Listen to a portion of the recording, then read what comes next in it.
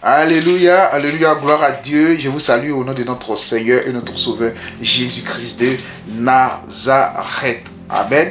Voilà, aujourd'hui je voudrais parler avec vous d'un thème que j'aime beaucoup, d'un sujet que j'aime beaucoup. Voilà, il s'agit de la frustration qui règne aujourd'hui au milieu des enfants de Dieu. Et cette frustration même pousse même certains soit à quitter l'église, soit à abandonner la foi. Alléluia. Ce que je vais vous dire ici, bien aimés, nous formons tous le corps de Christ. Nous sommes tous enfants de Dieu, mais chacun joue son rôle. Alléluia. Tu peux être frustré à l'église. Tu peux être même avoir peut-être des querelles entre frères et sœurs. Mais mon frère, c'est pas pour autant que tu vas quitter l'église. Non, je te conseille de garder ton calme. Voilà, de rester en place. Voilà. Il ne faut pas te lamenter. Non, reste en place. Voilà, parce que la Bible est claire. Hein. C'est pas quelqu'un de dehors, c'est pas un ennemi qui va t'outrager, mais c'est celui avec qui tu vas à l'église, qui partage la foi chrétienne, qui va te, voilà, qui va te frustrer. Donc ne sois pas étonné de voir que ces choses arrivent, parce que Dieu lui-même a déjà prévenu ses enfants que voilà, la douleur même viendra de l'intérieur, ce n'est pas de l'extérieur, ce n'est pas un frère, ce n'est pas ton papa, ce n'est pas ta maman, ce n'est pas quelqu'un du dehors, une personne étrangère à la foi chrétienne qui va te choquer, mais c'est le frère en Christ, celui-là même qui est dans l'église qui va te frustrer. Moi, le conseil que je peux te donner, reste en place, ne te lamente pas, reste en place et accepte cette situation comme action de grâce. Voilà. Parce que mine de rien, ce que le chrétien doit savoir, chacun joue un rôle important dans la maison de Dieu. Puisque la Bible dit que nous formons le corps du Christ. Amen. Nous formons le corps du Christ. Donc si nous formons le corps du Christ, chacun joue son rôle. Alléluia. Chacun joue son rôle. Prenons même le cas du corps humain, lui-même qui est là. Chacun joue le rôle. L'oreille permet d'entendre, la bouche permet de parler, et dans la bouche il y a les dents et la langue. Lorsque la langue même joue un rôle. Pourquoi je le dis? Parce que si la langue n'est pas dans la bouche, on ne peut pas articuler et faire sortir des mots.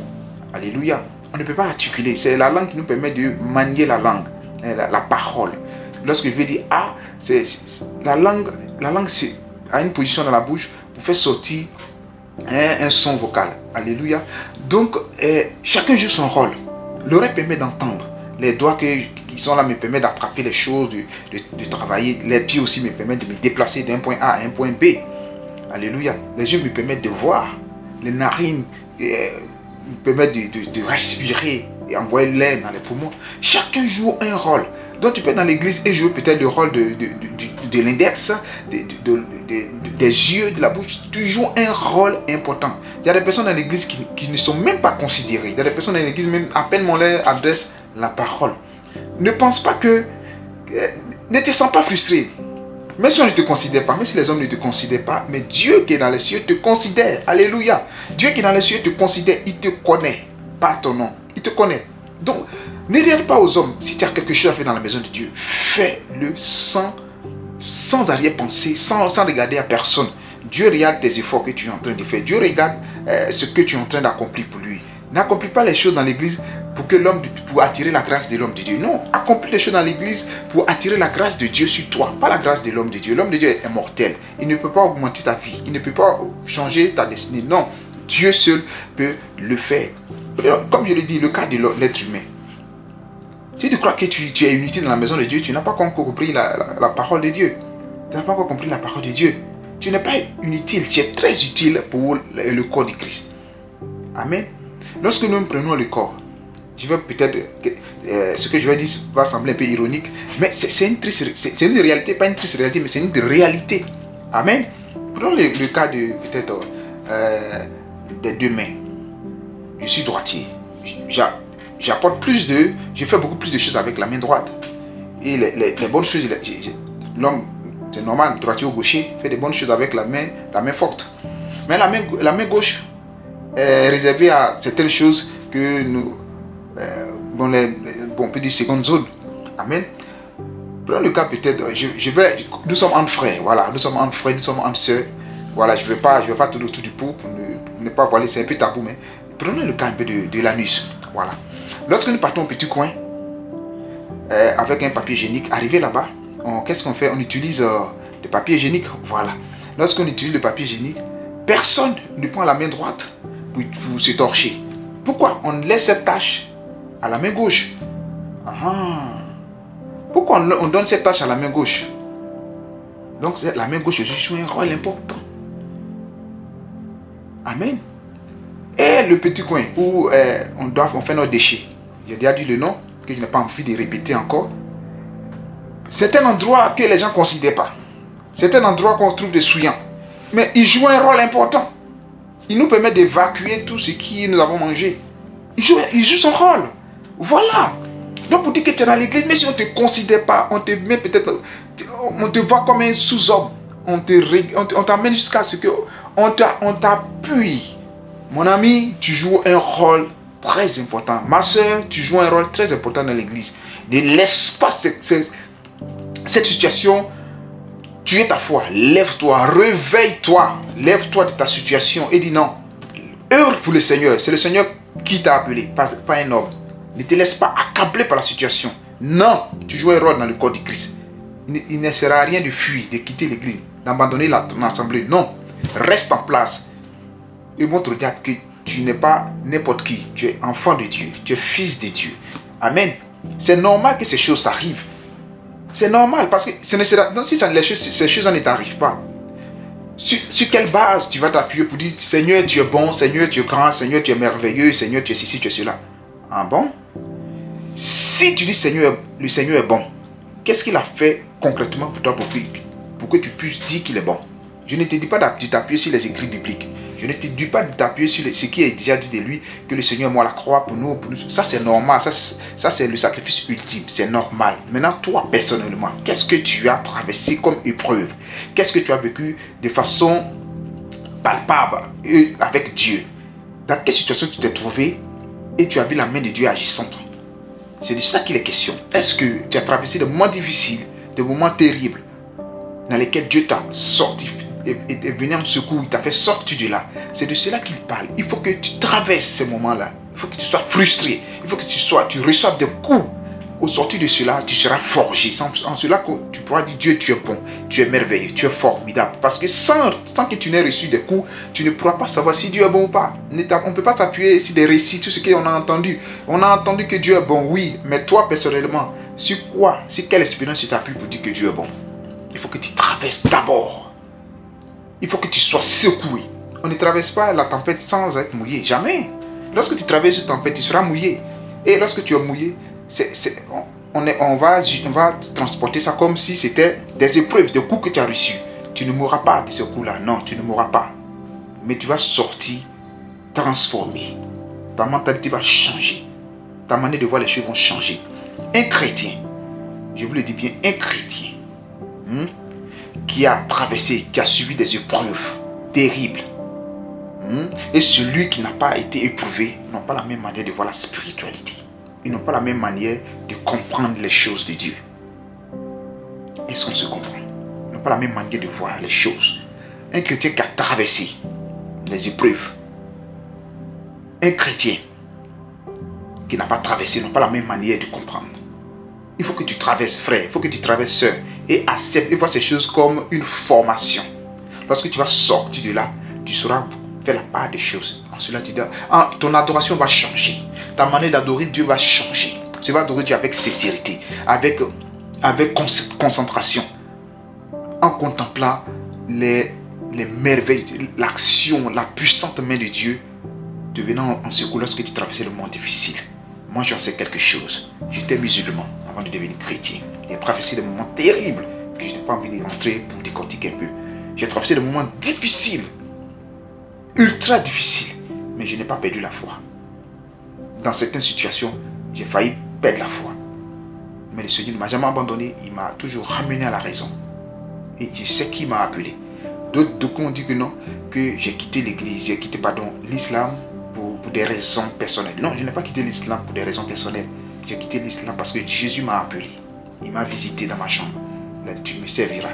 Et aujourd'hui, je sers le Seigneur. Ce n'a pas été une mince affaire. J'ai été persécuté pendant plusieurs années. J'ai erré seul. Est-ce qu'on se comprend? J'ai quitté la famille Depuis 2006, durant toutes ces années, j'ai erré en loup solitaire. Ils ont se comprendre.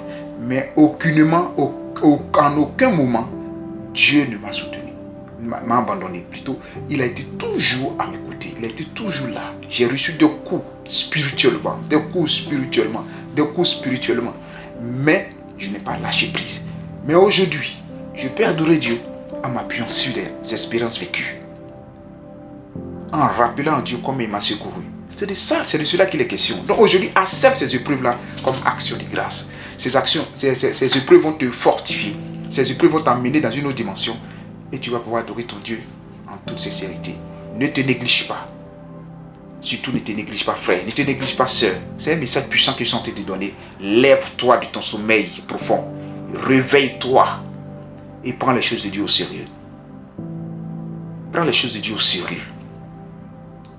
Même si c'est balayer l'église, fais-le avec sérieux, avec sincérité. C'est en cela que Dieu te bénira. Ne pense pas que tu es négligé. Si les hommes te négligent, ça fait un problème. Mais Dieu, lui, ne te néglige pas. Il te voit.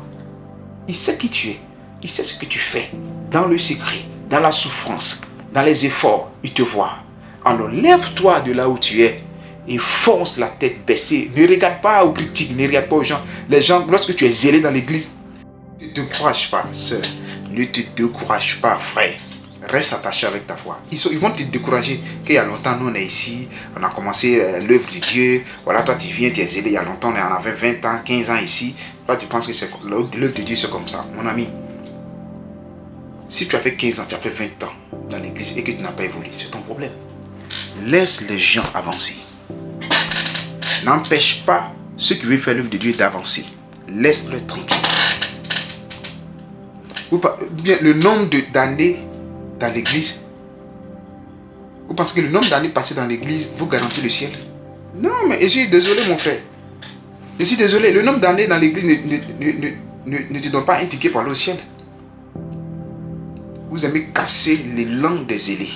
Vous aimez les briser. Lorsqu'ils prennent les langues, vous aimez les briser. Qu'est-ce qui ne va pas chez vous? Dites-moi. Qu'est-ce qui ne va pas chez vous? Une soeur vient toute zélée. Elle est zélée pour faire l'œuvre de Dieu. Vous êtes là. Ça va, on va voir ça ici dans 2 mois là. Vous allez voir. On se connaît. Non, on est habitué. Vous êtes habitué à la médiocrité. Vous êtes habitué à la religiosité. Vous n'êtes pas habitué. C'est-à-dire vous n'êtes pas des serviteurs, vous n'êtes pas des servantes. Vous êtes des spectateurs. Venez à l'église pour être des spectateurs, pour ne pas contribuer à l'évolution, à l'épanouissement, à la construction spirituelle des nouveaux. Vous allez en rendre compte à Dieu. Ça c'est clair. Sœur, ne te laisse pas abattre. Tu joues un rôle important dans l'église. Fonce la tête baissée et Dieu te bénira. Frère, fonce. Fonce. Fonce. Même si tu te sens peut-être accablé, pris de découragement, demande l'aide du Seigneur. Seigneur, aide-moi, je vais faire ton œuvre. Donne-moi la force de garder le cap. Mon frère, Dieu va te soutenir. Et tu verras la gloire de Dieu toujours dans ta vie. Les gens qui vont te combattre, toujours qui pensaient que tu allais relâcher, ils vont toujours te voir évoluer. Ils vont dire, mais malgré tout ce qu'on fait, il évolue. Oui, mais c'est Dieu qui est avec lui. Voilà. Donc, soyez bénis. Chacun joue un rôle important dans la maison de Dieu. Nous faisons tous partie du membre du corps du Christ. Que chacun joue son rôle pour lequel Dieu l'a appelé. Quand on dit jouer son rôle, ce n'est pas forcément, c'est vrai que tout le monde peut être pasteur, tout le monde ne peut pas être évangéliste, tout le monde ne peut pas être apôtre, tout le monde ne peut pas être docteur, tout le monde peut être prophète. Mais chacun joue son rôle comme il se doit. L'œil ne peut pas jouer le rôle de la bouche. Les narines ne peuvent pas jouer le rôle des oreilles. Chacun joue son rôle dans le corps. Donc que chacun joue son rôle pour l'avancement du corps. Lorsque tu as une carie, prenez l'exemple, lorsque tu as une carie, je vous assure que tout ton corps te fait mal. Tu ne peux pas dormir. Est-ce qu'on se comprend? Tu ne peux pas dormir parce que tout ton corps ressent la douleur. Pour dire c'est une carie, une dent. Pour dire que chacun joue le rôle. Donc, lorsqu'un membre de l'église a un problème, tout le monde doit courir aider ce membre-là parce qu'il fait partie du corps de Christ.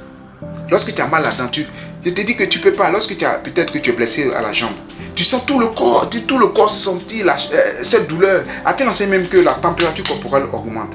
Tu chauffes. C'est comme ça. Soutenons-nous les uns les autres dans la foi. Travaillons pour le Seigneur et en cela que nous serons récompensés par lui. Que Dieu nous bénisse, que Dieu nous garde, que la grâce surabonde sur chacun de nous. Merci de m'avoir suivi. Amen.